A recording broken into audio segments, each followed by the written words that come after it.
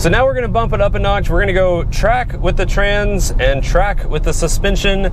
So this is what I'm really anxious to see if there's any difference on. Some people say, you know, track mode shifts super hard here on the SRT, so we're about to find that out, see if it's any noticeable, see if it is noticeable as compared to the Scat Pack. So we'll pull onto this road and see how it does.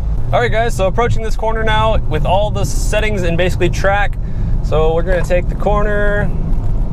Handles just fine. I wouldn't say it's much different than the Scat Pack.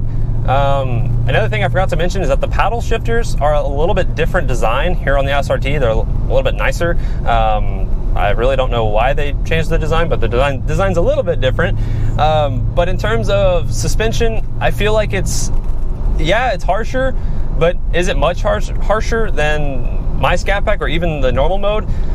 Just driving on some normal roads, you really don't notice it. I'm sure if I was on a bumpy road, I'd feel like it'd probably be, you know, magnified.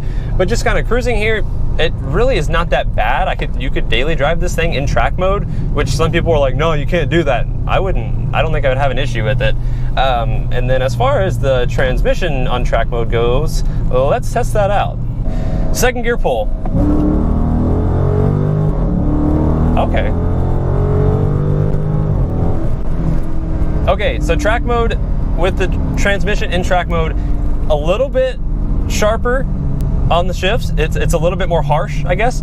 I don't know if I would say it's a huge difference, but it definitely is there. You do notice it, especially after, you know, getting used to the Scat Pack. So it is there. Is it worth spending the extra $8,000 to buy this car and have it with all these, you know, small differences?